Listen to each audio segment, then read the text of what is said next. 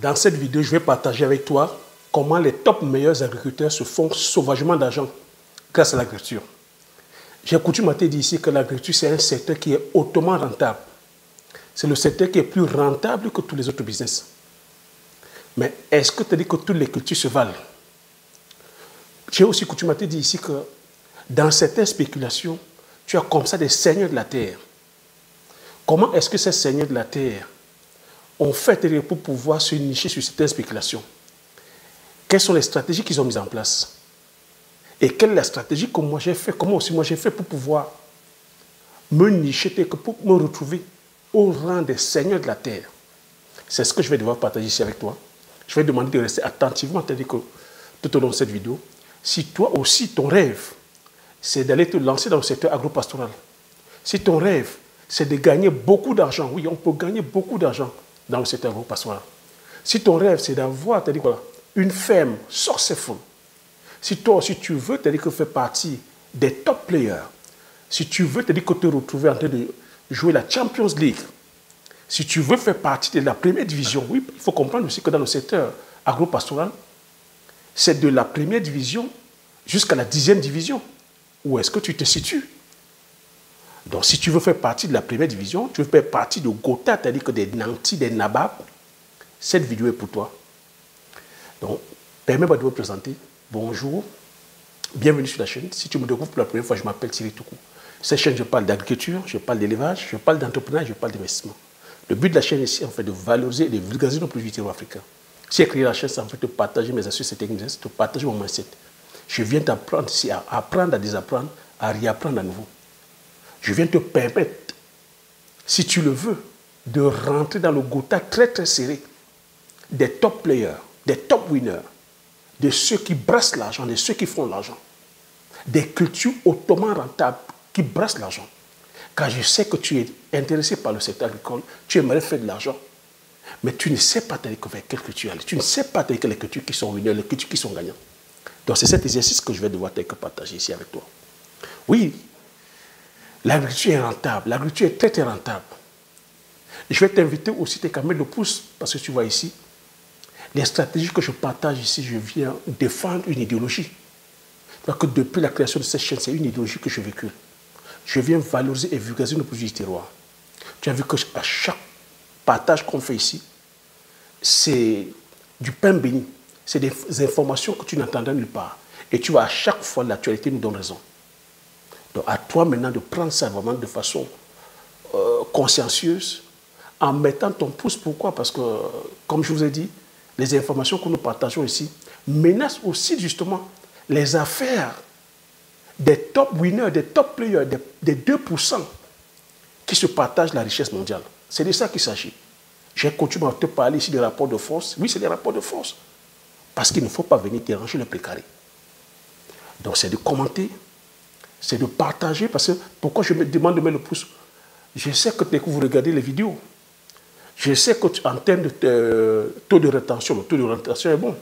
En termes de pourcentage de clics, le clic est bon. Mais le problème, c'est parce que, comme l'information est tellement intéressante, vous oubliez des fois de faire ça, de mettre le pouce. Ça ne coûte rien, c'est moins cher. Et vu le... Quand je dis moins cher, ce n'est même pas payant. C'est tout simplement pour que l'algorithme YouTube puisse partager, c'est-à-dire qu'à d'autres personnes. C'est la stratégie qu'on se doit de mettre en place. Parce que, je ne vous rappelle pas ça assez, mais nous sommes attaqués. Ce que nous partageons ici ne plaît pas, j'ai coutume à vous dire, à d'autres économies. Donc, c'est ici, là, la stratégie se veut de mettre son pouce, de commenter, afin que l'algorithme, parce que l'algorithme, ce ne sont pas les humains, c'est des robots. Que ces robots-là ne pensent pas que oui, c'est des personnes, ou c'est des robots aussi qui sont écoutés, c'est de dire tout simplement que oui, c'est les humains qui sont là. Tu mets ton pouce, tu mets ton commentaire. C'est comme ça qu'on va faire pour protéger cette vidéo-là. Je vais t'inviter aussi à regarder sous la barre de description de cette vidéo où je partage avec toi un lien de bienvenue, où je partage 10 de meilleures cultures. Ces cultures-là font partie justement de ces top cultures qui vont te mettre dans le côté très très fermé des ultra riches et qui vont te laisser dans la prospérité à vie si ton but c'est de gagner de l'argent de façon durable.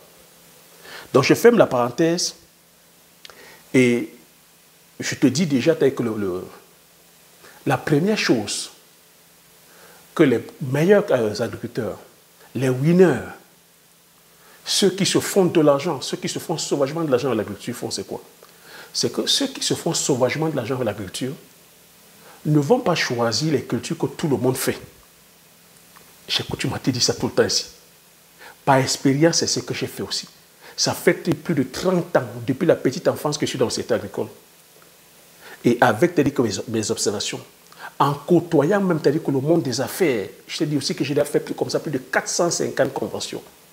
Des personnes qui brassent des millions de dollars par mois, des centaines de millions de dollars, des milliards. Ces personnes-là ne vont pas faire ce que tout le monde fait. Si tu veux avoir un produit qui coûte cher, tu ne vas pas faire ce que tout le monde fait.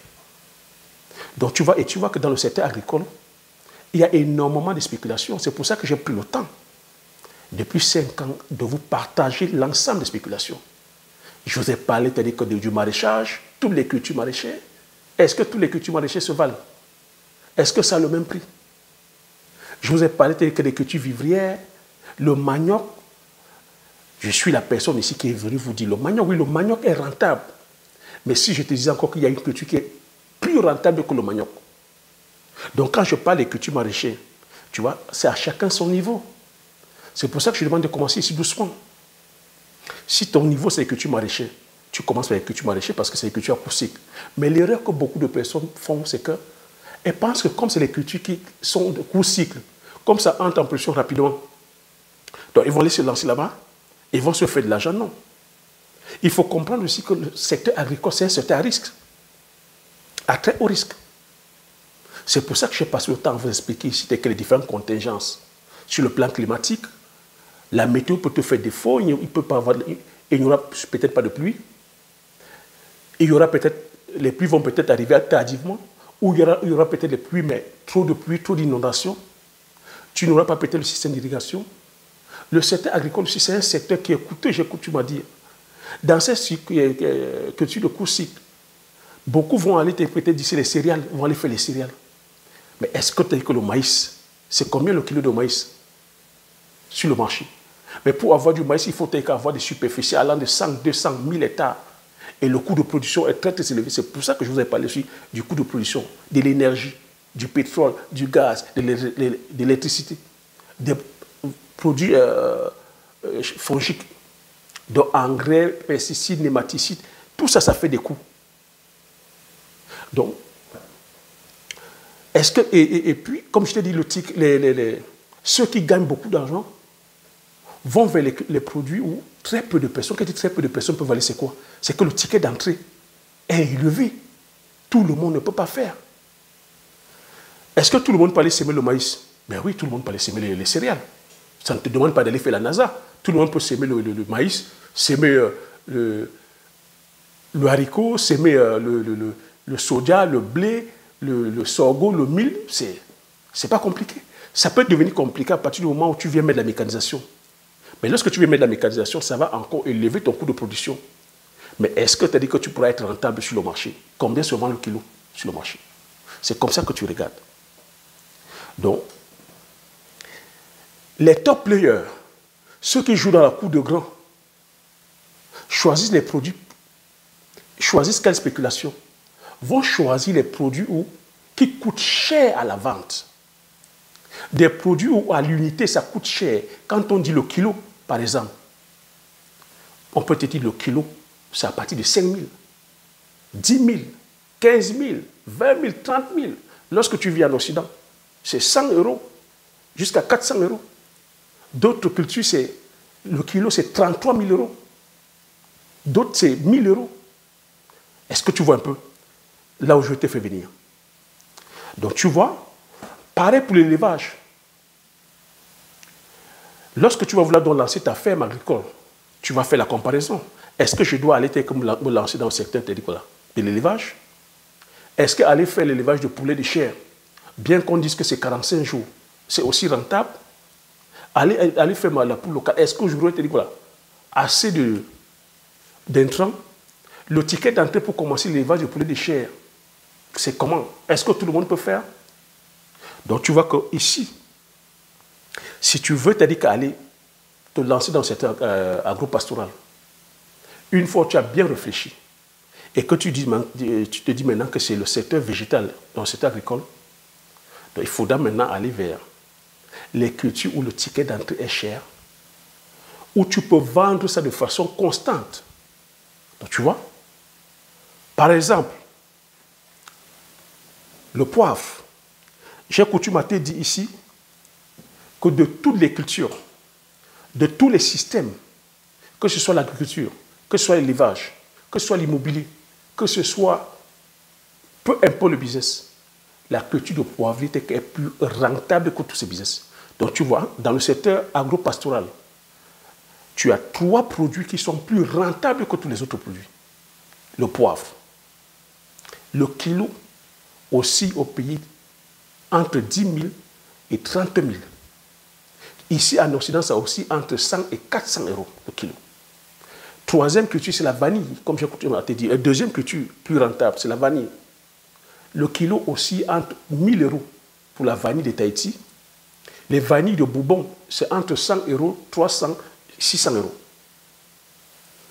Et la première culture la plus rentable, c'est le safran. 33 000 euros le kilo. 33 000 euros le kilo. Et tu vois que là, c'est des épices. Que tu peux voir, c'est des épices qui se vendent. Tu n'as même pas besoin de faire la publicité. C'est des produits qui se consomment tout le temps.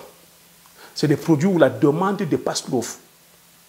Moi, c'est pour ça que j'ai pris assez de temps pour pouvoir partager avec toi l'ensemble des cultures. Des cultures maraîchères, des cultures vivrières, aux cultures pérennes. Donc tu vois que à chaque fois que j'ai partagé avec toi, j'ai fait exprès de partager avec toi l'itinéraire agronomique et de te mettre aussi le prix lors de la vente. Et tu vois que lorsqu'on fait, c'est-à-dire que le tour, c'est les 3 cultures qui sortent du lot. Mais j'ai pris assez de temps aussi pour te partager ça, pour qu'à ton âme et conscience, que tu ailles vers la culture où tu as tes moyens. Comme je t'ai dit, c'est un peu comme la ligue de football. Hein. C'est par rapport, aux catégories. Tu ne vas pas aller mettre ta main là où ton sac, ou tu ne vas pas aller mettre ton sac là où ta main n'arrive pas. C'est pour ça que je dis, j'ai coutume à vous dire, qu'au Cameroun, sur une population de 30 millions, il n'y a que 600 producteurs. 600 producteurs de poivre. En Afrique, très peu de producteurs. C'est pour ça que j'ai pris assez de temps pour vous partager la pédagogie. Parce que je sais que c'est moi qui ai ramené cette culture sur YouTube. C'est moi qui suis en train d'accompagner plusieurs personnes en Afrique. Je suis même en train de dire que pour ceux qui vont écouter cette vidéo, qui sont venus vers moi, plusieurs de la diaspora, qui sont lancés bien avant moi, qui avaient abandonné la plantation, mais parce qu'ils ont vu que ma page, ma vidéo, sont venus vers moi, j'ai continué à partager la connaissance. Vous êtes plusieurs à qui je suis venu vous dire ici allez faire plutôt l'élevage de poulet de chair, allez faire l'élevage de poules local, allez faire le manioc. Parce que tu dis que c'est en faisant le manioc qu'on pourra être autosuffisant sur le plan alimentaire. Qu'est-ce que ça donne aujourd'hui? Tout le monde fait le manioc. Allez faire l'élevage de force, tout le monde va faire l'élevage de force. Mais est-ce que le manioc est plus rentable que le poivre? Non, le poivre est plus rentable. C'est pour ça que j'ai pris le temps pour donner de ma personne, parce que c'est la partie sociale aussi que je fais là. Je n'ai pas monnayé. Depuis la création de la chaîne, je ne vous ai pas monnayé les informations. Dieu sait que les informations que je donne sont capitales. Vous voyez aujourd'hui que nous sommes dans un monde de rapport de force. La deuxième chose, deuxième stratégie, que les money makers, ceux qui se font sauvagement d'argent avec l'agriculture, font, c'est qu'ils apprennent. Ils apprennent à mettre un système. J'ai coutume à te dire ici le système, à mettre un système de management, à mettre un système, un processus où là-dedans, ils vont pouvoir mettre à un processus de fonctionnement de la ferme ou de la culture. Tu vois, ici, s'il s'agit du poivre, ou il s'agit du palmier à huile, parce que le palmier à huile aussi, le palmier à huile est rentable, hautement rentable. C'est pour ça que je vous ai parlé du Jiangshan. Le Ndiangsang aussi, très peu de personnes produisent le Ndiangsang. C'est vers ces niches qu'il faut aller. C'est pour ça que je voudrais parler du Bitacola. Très peu de personnes vont faire le Bitacola. Mais pourtant, le Bitacola, un sac de Bitacola, c'est dans les 400 à 450 000. Le Ndiangsang, un sac de Ndiangsang, c'est dans les 350 000. Dis-moi quelle est la culture qui est aussi rentable que le Ndiangsang. C'est pour ça que je te dis d'aller vers les arbres fruitiers. Parce que le ticket d'entrée est réservé pour très peu de personnes. Parce que très peu de personnes visent le long terme. Beaucoup sont court-termistes, beaucoup veulent aller vers les cultures qui entrent en production en 3 mois. Donc, une fois que tu as fait le choix de ces cultures-là, que ce soit les arbres fruitiers, le Ndiangsang, le Bitacola, le poivre, la cola combinata, le palmier à huile, tu mets maintenant ton process. La plupart des personnes échouent parce qu'ils n'ont pas, c'est-à-dire créé un système. Le système ici, c'est ton système, ce sont tes procédures en fait. Quand tu dis que c'est la culture du poivrier, est-ce que tu t'es formé dans la culture du poivrier? Est-ce que tu sais comment, étape par étape, on fait pour produire le poivre? Est-ce que tu sais comment on fait étape par étape pour produire le palmier à huile? Est-ce que tu sais comment on fait étape par étape pour produire le Ndiangsang, le Bitacola, la cola combinata? Est-ce que tu sais comment étape par étape on fait pour produire le manioc? Est-ce que tu sais comment étape par étape on fait pour produire les différentes cultures? Donc c'est la procédure. Si tu as plutôt choisi l'élevage, il faudrait qu'on sache étape par étape. Ça veut dire que même quand tu n'es pas là, qu'il y ait un registre qui indique du début jusqu'à la fin la procédure. Je pense que j'ai assez partagé ici, mais dans la formation que je partage, sur la chaîne, je dis ça à chaque fois que je vous parle du processus. Et dans les formations qui sont là disponibles, c'est-à-dire que sur la chaîne, tu regardes sur la barre de description, tout est là. Donc il faudrait que tu mettes un processus où, même quand tu n'es pas là, regarde comme là je ne suis pas là. Je ne suis pas présentement au pays, mais le business tourne. Le business tourne. On continue encore à planter le poivre. Nous sommes en train de récolter le palmier à huile. Donc il faudrait que le business tourne sans toi. Donc dans ce processus-là, il faudrait aussi que tu saches comment recruter. Recruter les équipes. Ceux qui gagnent sauvagement d'argent. Les meilleurs agriculteurs savent former des bonnes équipes. Il faudrait aussi que tu aies une top équipe. Une équipe qui peut prendre le relais quand tu n'es pas là.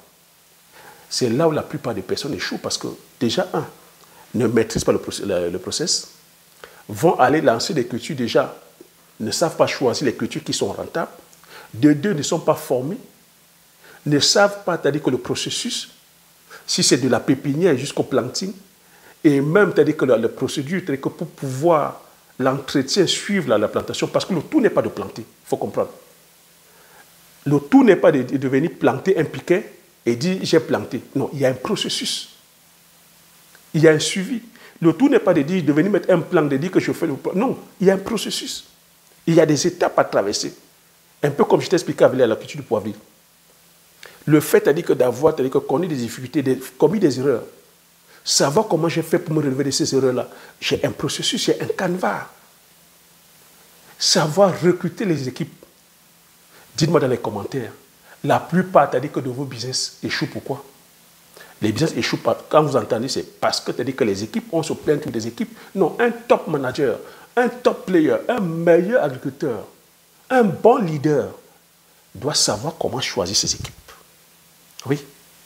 La troisième chose aussi, que les bons leaders, les bons agriculteurs, les top players, ceux qui sont, c'est-à-dire qu'au sommet des sommets, ceux qui sont là, c'est-à-dire qu'à jouer la Champions League de l'agriculture, oui, Champions League, ce que je dis là, seuls les grands agriculteurs, seuls les agriculteurs peuvent savoir, ceux qui sont sur le terrain peuvent comprendre. Ne produit pas, c'est-à-dire que le poivre, le Bitacola, le Ndiangsang, la cola combinata qui veut. Ça, posez la question à n'importe quel agriculteur, mais vous-même, ça fait 5 ans, allez sur le marché. Combien coûte un kilo de poivre? Combien coûte le poivre? Combien coûte le Bitacola? Combien coûte l'huile de palme? Est-ce que ce ne sont pas les cultures qui sont demandées tout le temps? C'est comme ça qu'il faut voir. Donc maintenant, un bon agriculteur, un top player, celui qui est un top player, doit savoir vendre. Quand tu as produit comme ça, il faudrait que tu saches vendre. Ça ne sert à rien de produire tout ça et ne pas savoir vendre. Moi, ça me fend le cœur à chaque fois où j'entends, mais Thierry, mais quand on produit alors comme ça, on va vendre à qui? Mais ce n'est pas possible. Tu ne peux pas produire tout ça et laisser. Si aujourd'hui on est là à dire que, que l'agriculture ne paye pas, c'est parce que déjà, sur le choix des cultures, n'ont pas su comment choisir les cultures. On a envoyé les parents aller faire le cacao, le café, les VA, les cotons, les produits qui ne profitent pas, les produits d'export. Et après, derrière, si ça, ils n'ont pas une formation, c'est-à-dire que sur le plan de la vente, et que derrière, on laisse plutôt les intermédiaires, on laisse les négociants. Mais tout a été fait pour venir flouer les producteurs. Non, je vais te demander de savoir vendre, d'apprendre à vendre, de maîtriser le marketing. Tu vois, ce que je suis en train de faire là, c'est de la vente depuis. Je vends mon produit, de connaître ton produit, de savoir parler de ton produit, de bien packager ton produit, de bien packager, de faire le branding de ton produit, de pouvoir aussi, c'est-à-dire que lutter contre la compétition.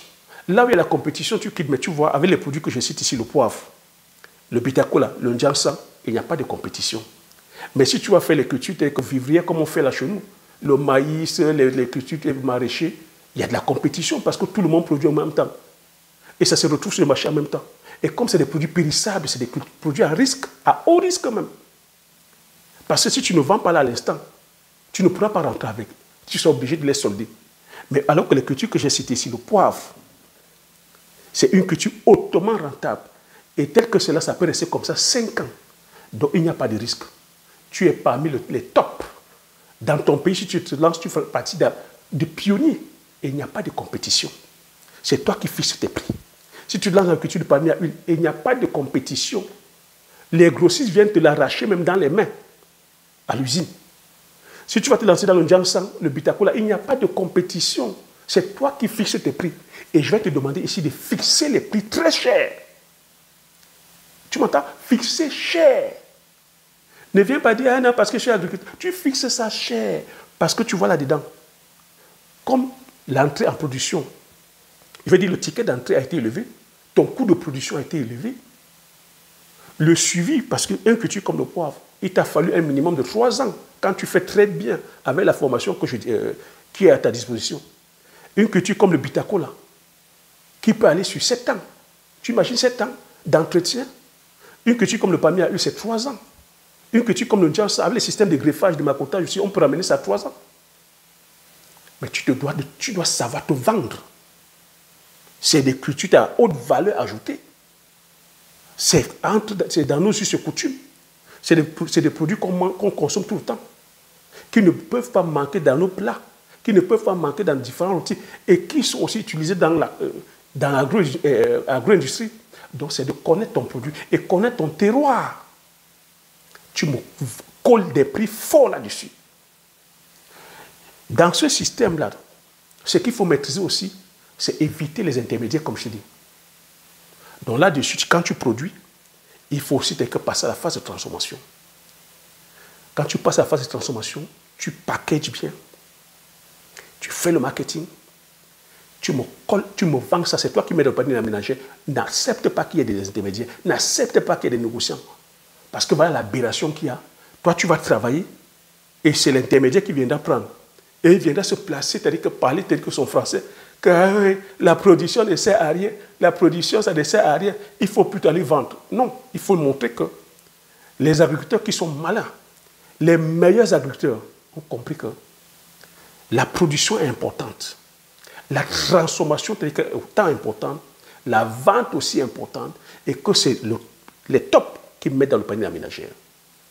Les meilleurs agriculteurs, ceux qui gagnent de l'argent, ne laissent pas avec les intermédiaires. À partir du moment où tu laisses l'intermédiaire, tu perds en valeur, tu perds en valeur ajoutée. Donc le but ici, c'est de continuer à ajouter la valeur ajoutée. Bon, elle dit ajouter la valeur ajoutée, exprime la tautologie. Donc en passant la phase de transformation, tu vois que tu crées de la valeur ajoutée et tu colles le prix. C'est ce que j'ai essayé de partager ici avec toi tout au long de l'existence de cette chaîne. En te parlant des différentes stratégies, des contingences. Donc je vais t'inviter ici, si tu es intéressé.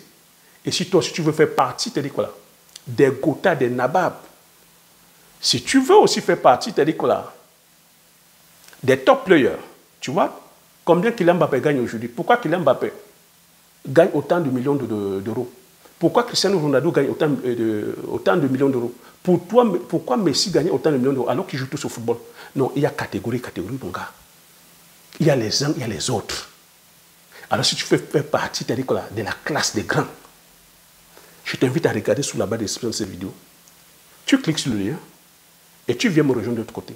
C'est encore une question de choix. Mais si pour l'instant tu trouves que ta place est encore au niveau de l'interquartier, tu regardes sur la chaîne, tu as une multitude de cultures. On ne court pas, prends ton temps. Va faire les cultures selon tes moyens. Maintenant, si tu penses que tu es déjà arrivé au stade où tu peux venir jouer la Champions League, tu peux venir tutoyer les meilleurs, les grands, là où tu veux gagner du gros argent, tu viens nous rejoindre, tu commences à produire avec les cultures que je partage, là, le poivre, le palmier, le njassa, le bitacola. Donc voilà ce que je voulais partager sur cette vidéo. J'espère que tu as appris des choses, j'espère que tu as aimé. Si tu as aimé, tu laisses le pouce. Partage massivement autour de toi afin que ça puisse parler comme ça, plusieurs d'entre vous. Abonne-toi si tu n'es pas encore abonné. Comme j'ai coutume à dire, l'information c'est la connaissance c'est la richesse. Une fois que tu as ces informations, tu appliques tes stratégies et tu passes l'action massivement afin d'impacter ta vie et impacter la vie de tous ceux qui t'entourent. Si je te dis merci, à la prochaine vidéo. Ciao!